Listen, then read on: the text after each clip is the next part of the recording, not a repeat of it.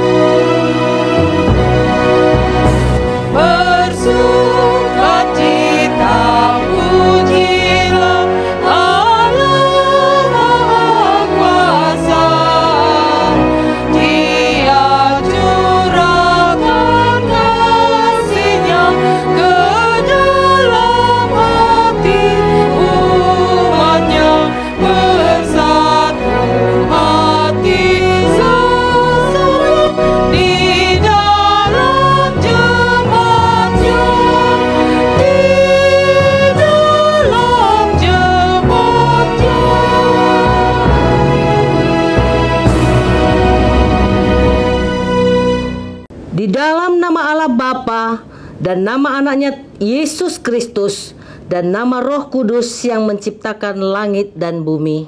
Amin.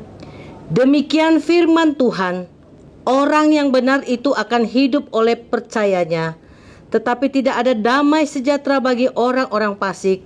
Haleluya.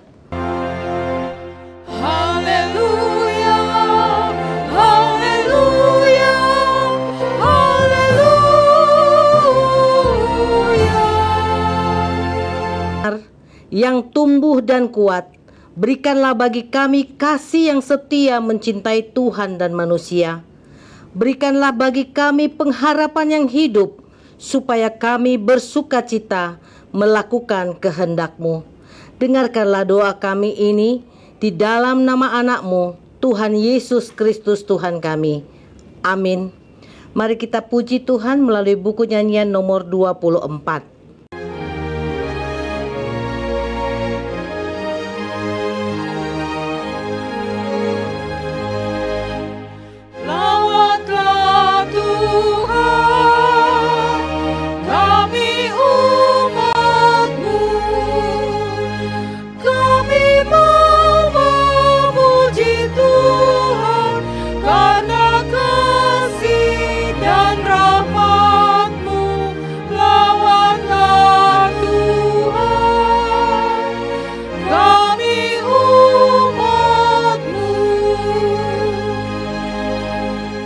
Mari kita mendengar hukum Tuhan yang ditetapkan pada minggu ini, yakni titah keempat dan maksudnya.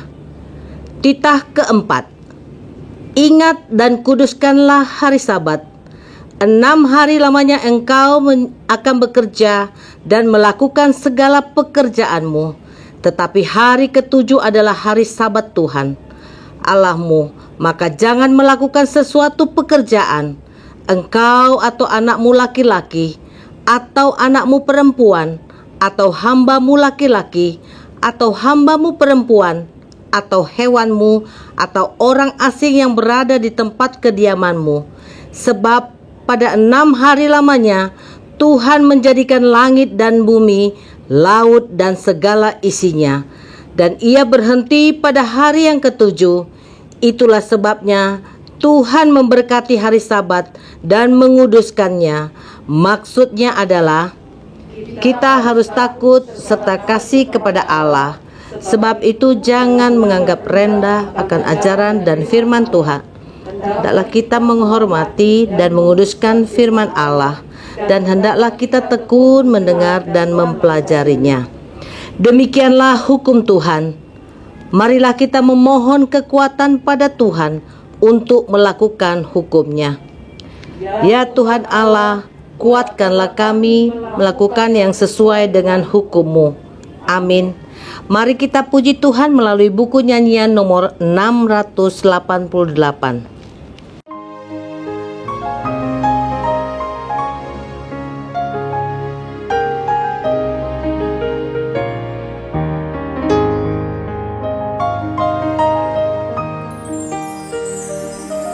Tuhan, apabila tutur kataku membuat sakit hati kawanku, pikiran serta perbuatanku, ampunilah.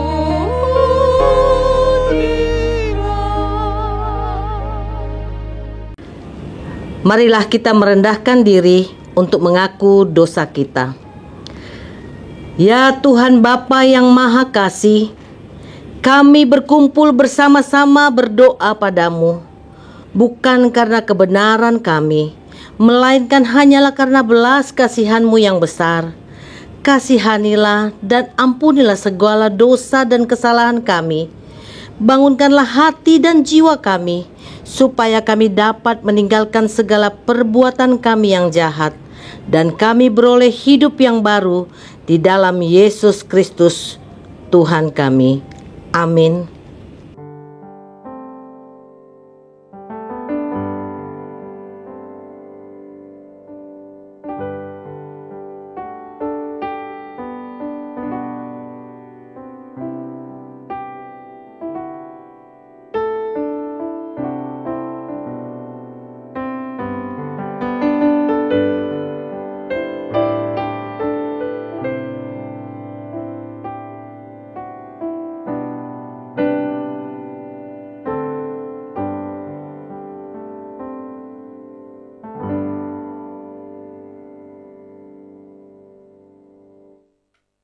Marilah kita mendengarkan janji Tuhan tentang pengampunan dosa kita.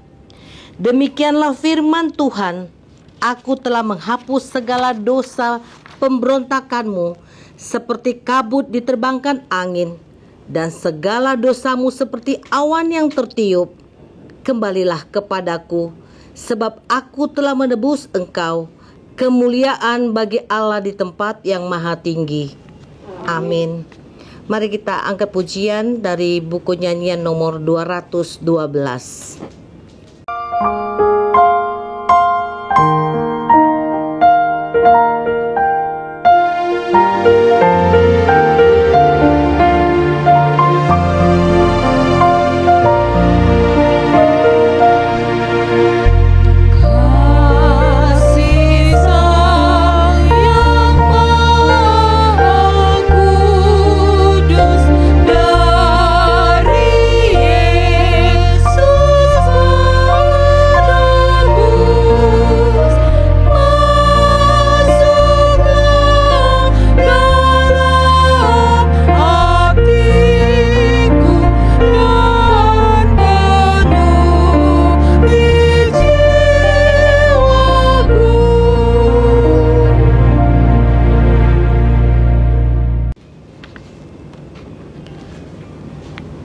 Marilah kita mendengar firman Tuhan yang ditetapkan untuk minggu ini, yang tertulis dalam Ayub 38 ayat pertama sampai 11.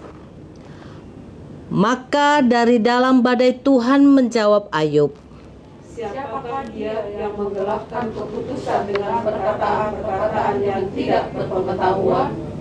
bersiaplah engkau sebagai laki-laki, aku akan menanyai engkau, supaya engkau memberitahu aku. Di manakah engkau ketika aku meletakkan dasar bumi? Ceritakanlah kalau engkau mempunyai pengertian. Siapakah yang telah menetapkan ukurannya? Bukankah engkau mengetahuinya? Atau siapakah yang telah merentangkan tali pengukur padanya? Atas apakah sendi-sendinya dilantak? Dan siapakah yang memasang batu penjurunya? Pada waktu bintang-bintang fajar bersorak-sorak bersama-sama, dan semua anak Allah bersorak-sorai. Siapa telah membendung laut dengan pintu ketika membuat keluar dari dalam hari? Ketika aku membuat awan menjadi pakaiannya dan kekelaman menjadi kain bedungnya. Ketika aku menetapkan batasnya dan memasang palang dan pintu. Ketika aku berfirman, sampai di sini boleh engkau datang, jangan lewat. Disinilah gelombang-gelombangmu yang congkak akan dihentikan. Demikianlah firman Tuhan. Berbahagialah orang yang mendengarkan firman Tuhan serta memeliharanya. Amin. Mari kita puji Tuhan melalui buku nyanyian nomor 140.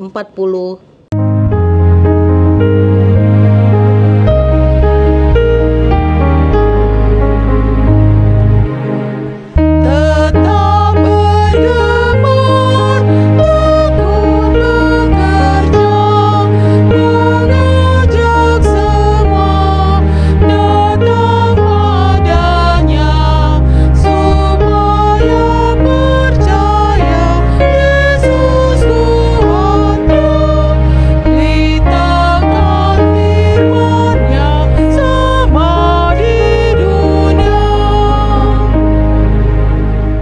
Marilah kita bersama-sama mengakui iman kepercayaan kita sebagaimana teman-teman seiman di seluruh dunia.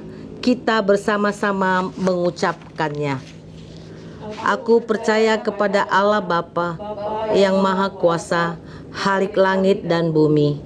Aku percaya kepada Yesus Kristus, anaknya yang tunggal Tuhan kita, yang dikandung daripada Roh Kudus, lahir dari anak darah Maria, yang menderita di pemerintahan Pontius Pilatus, disalibkan, mati dan dikuburkan dalam kerajaan maut. Pada hari yang ketiga, bangkit pula dari orang mati, naik ke sorga, duduk di sebelah kanan Allah yang Maha Kuasa, akan datang kelak untuk menghakimi orang yang hidup dan yang mati. Aku percaya kepada Roh Kudus dan adanya satu gereja yang kudus, persekutuan orang kudus, pengampunan dosa, kebangkitan daging, dan hidup yang kekal. Amin.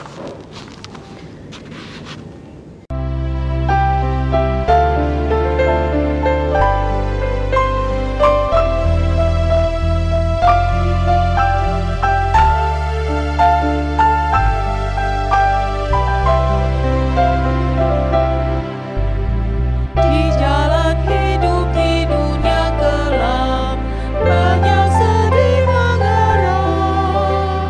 Tolong mereka di dunia gelap, bawalah sinar terang. Pakailah aku jadi hamba-Mu, bawa terang ke dunia gelap. Jadikan aku saluran berkat bagi umat-Mu yang hidup resah.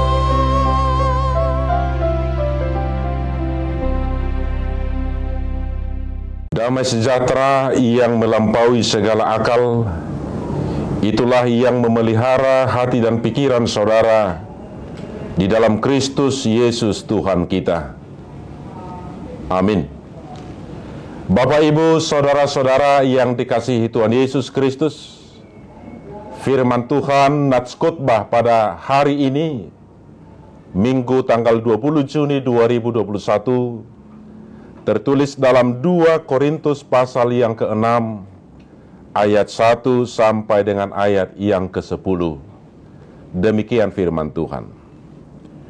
Sebagai teman-teman sekerja, kami menasihatkan kamu supaya kamu jangan membuat menjadi sia-sia kasih karunia Allah yang telah kamu terima, sebab Allah berfirman, pada waktu aku berkenan, aku akan mendengarkan engkau, dan pada hari aku menyelamatkan, aku akan menolong engkau.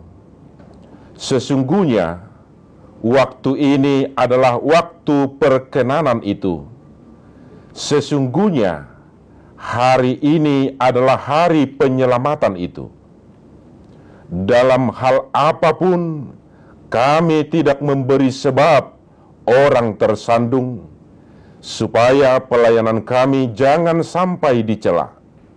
Sebaliknya, dalam segala hal kami menunjukkan bahwa kami adalah pelayan Allah, yaitu dalam menahan dengan penuh kesabaran dalam penderitaan, kesesakan dan kesukaran, dalam menanggung dera, dalam penjara dan kerusuhan, dalam berjeripayah, dalam berjaga-jaga dan berpuasa, dalam kemurnian hati, pengetahuan, kesabaran, dan kemurahan hati, dalam Roh Kudus dan kasih yang tidak munafik, dalam pemberitaan kebenaran dan kekuasaan Allah, dengan menggunakan senjata-senjata keadilan untuk menyerang ataupun untuk membela,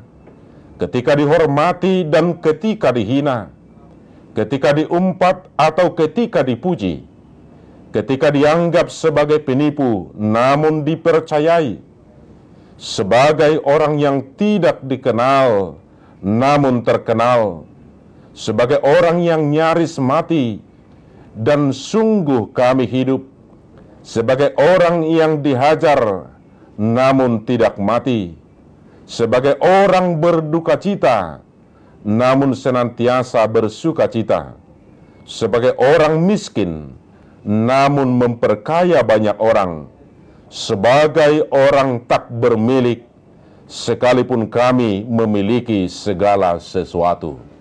Demikian pembacaan firman Tuhan. Bapak, Ibu, saudara-saudara yang dikasihi Tuhan Yesus Kristus, menjadi seorang pengikut Kristus, menjadi seorang pelayan, menjadi seorang murid Kristus, bukanlah hal yang mudah. Karena Yesus tidak pernah menjanjikan kemudahan bagi barang siapa yang mau mengikuti Yesus. Yesus tidak pernah menjanjikan kemudahan bagi siapa yang mau menjadi murid-murid Yesus. Tetapi Yesus berkata bahwa setiap orang yang mau mengikutnya adalah mereka yang mau menyangkal diri, adalah mereka yang mau memikul salib.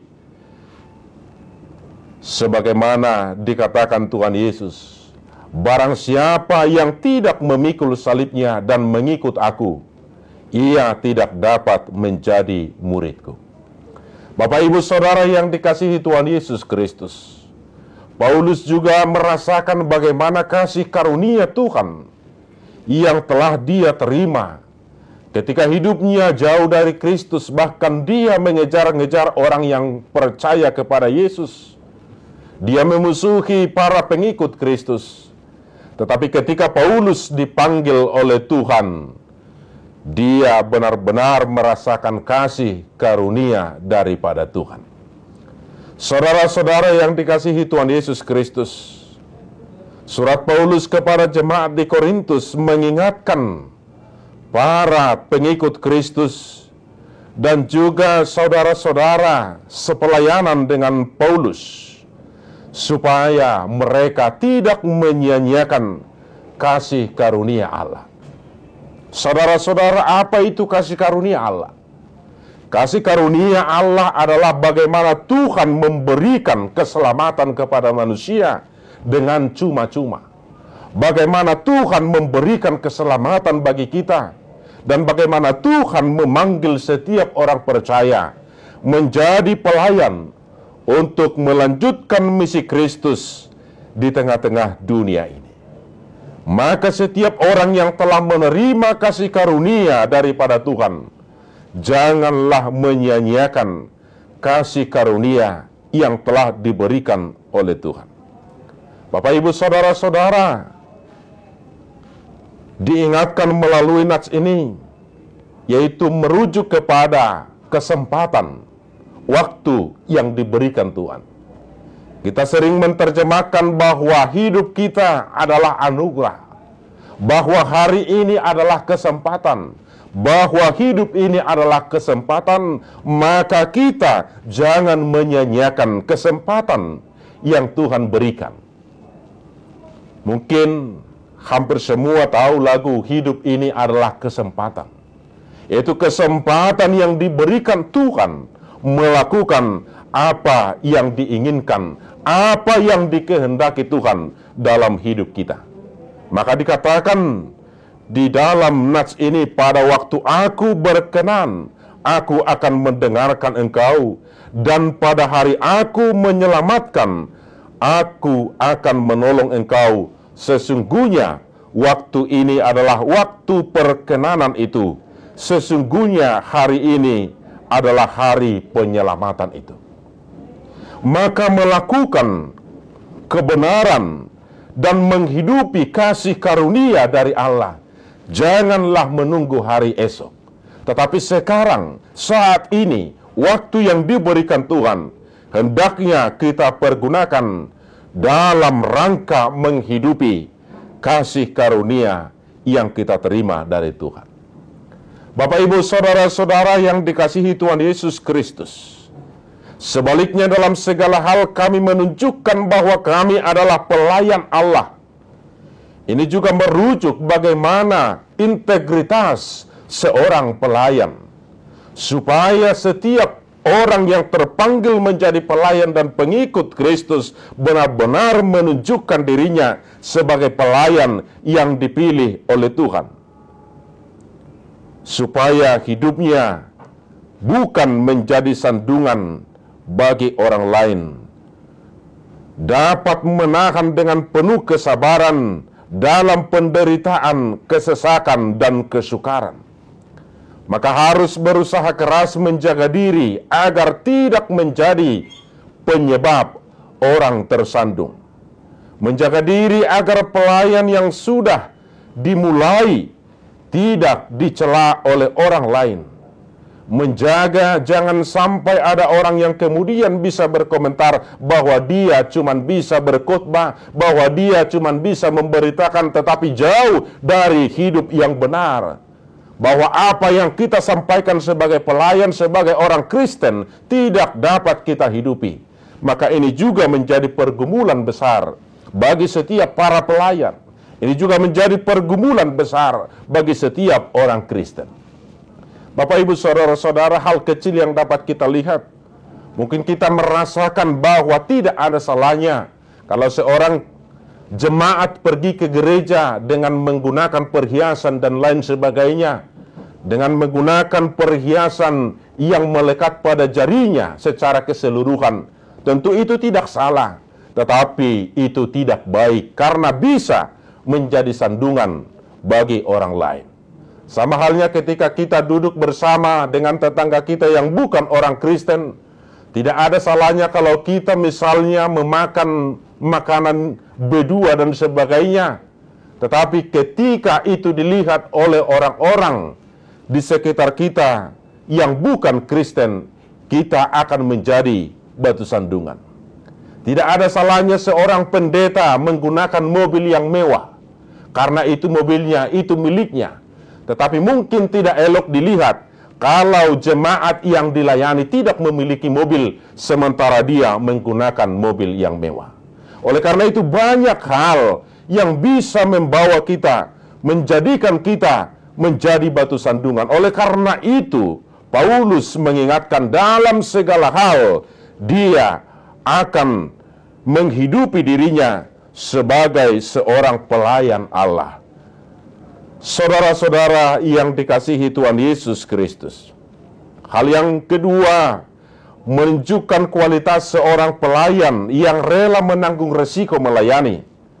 Sekuat tenaga bisa menahan diri, menerima diperlakukan tidak baik, menanggung penderitaan, kesesakan, kesukaran, Mungkin ketika kita melayani, ketika kita berbuat yang baik, ada mengatakan bahwa kita sedang melakukan hal yang tidak baik.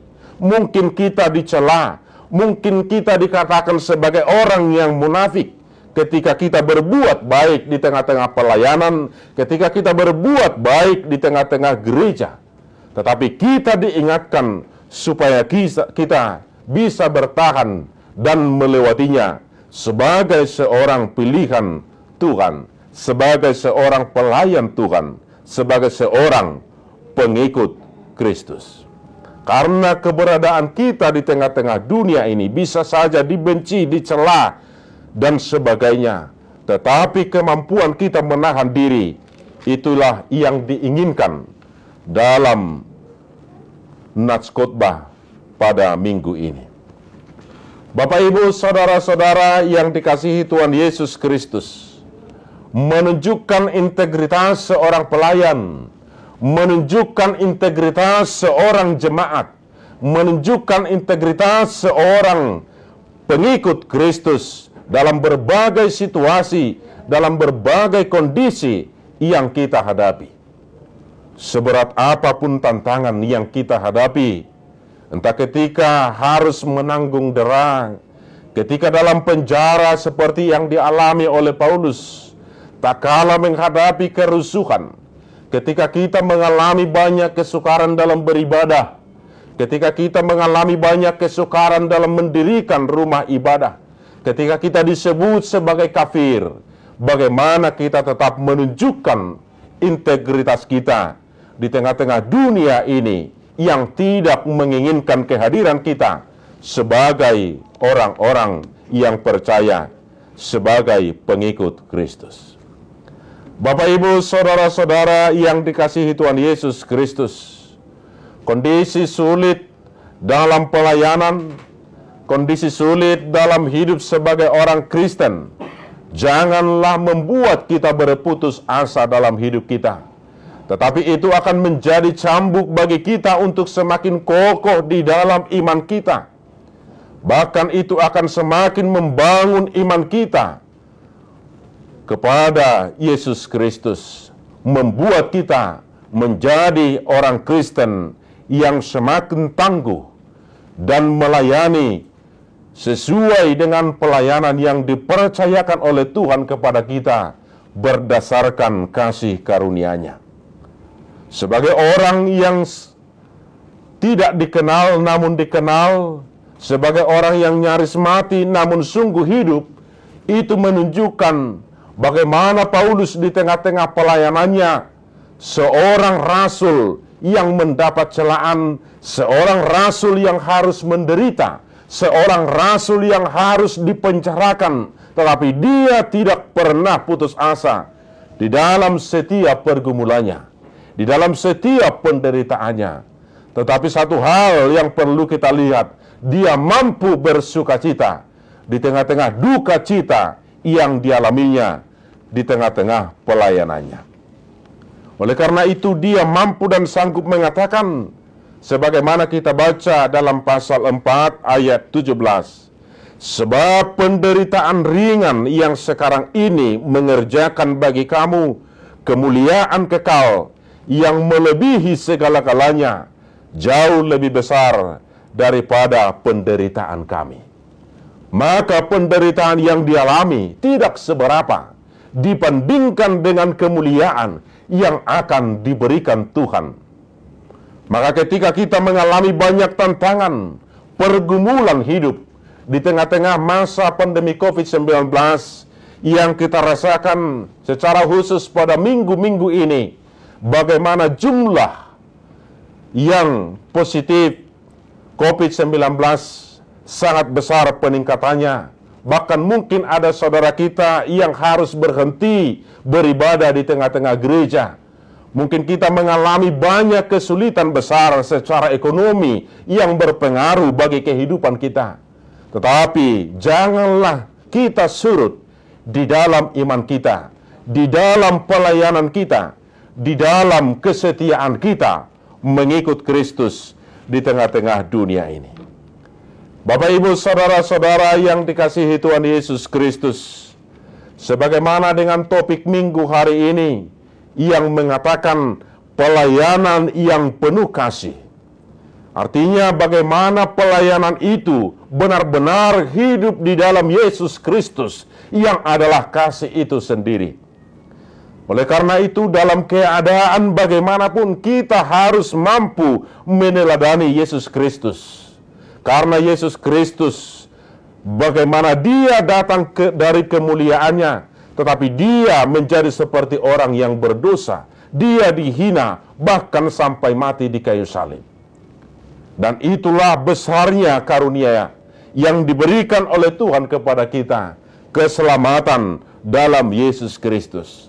Maka pelayanan yang penuh kasih adalah pelayanan yang penuh dengan kesabaran, adalah pelayanan yang penuh dengan kemurahan hati, adalah pelayanan di mana tidak ada saling cemburu, di mana pelayanan tidak ada saling memegahkan diri, tidak ada kesombongan, tidak melakukan yang tidak sopan, tidak mencari keuntungan diri sendiri, tidak pemarah, tidak menyimpan kesalahan orang lain, tidak bersukacita dalam ketidakadilan, tetapi karena kebenaran.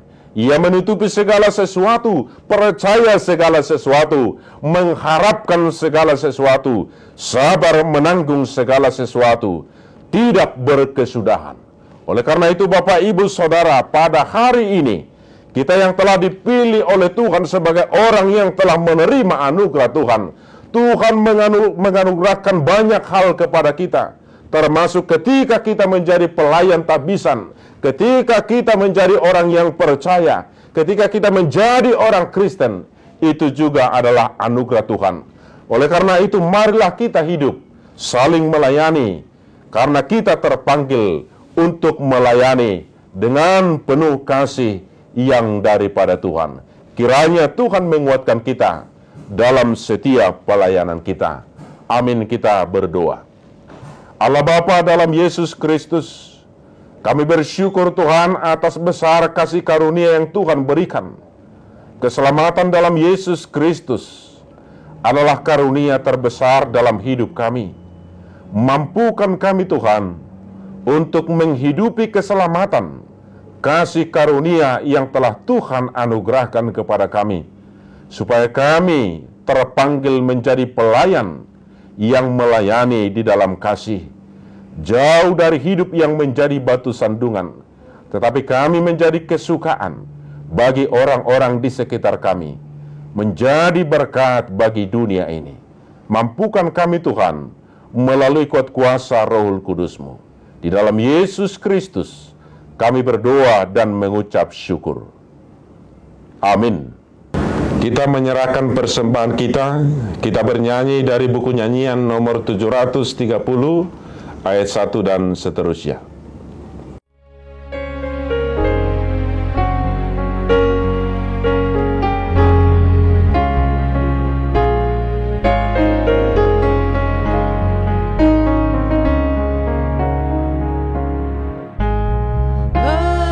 Berdayakan diriku ya Tuhanku,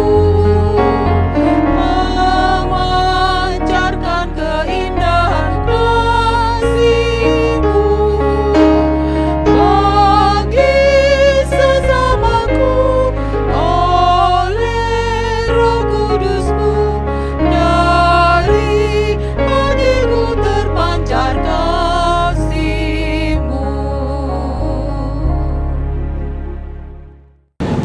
Hidup ini adalah kesempatan indah untuk melayani Tuhan.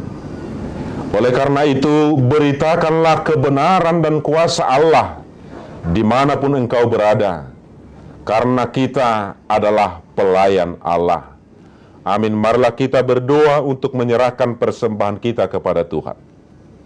Ya Allah Bapa kami yang di surga, kami mengaku bahwa Tuhan adalah sumber dari segala karunia yang melimpah dalam kehidupan kami masing-masing. Sebagian daripada karunia itu kami serahkan kembali sebagai persembahan kepada Tuhan.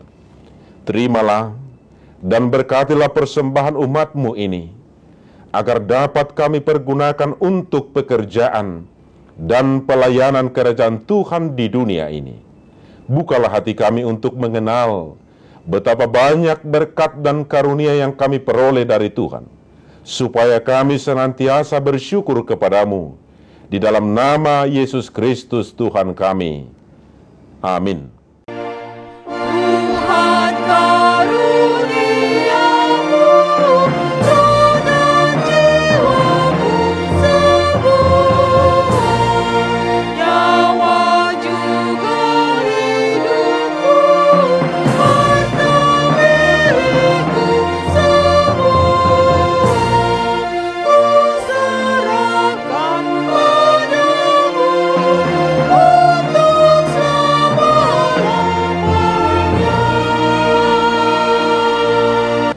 Bapa kami yang di surga, dikuduskanlah namamu, datanglah kerajaanmu, jadilah kehendakmu di bumi seperti di surga. Berikanlah kami pada hari ini makanan kami yang secukupnya, dan ampunilah kami akan kesalahan kami, seperti kami juga telah mengampuni orang yang bersalah kepada kami. Dan janganlah membawa kami ke dalam pencobaan, tetapi lepaskanlah kami daripada yang jahat.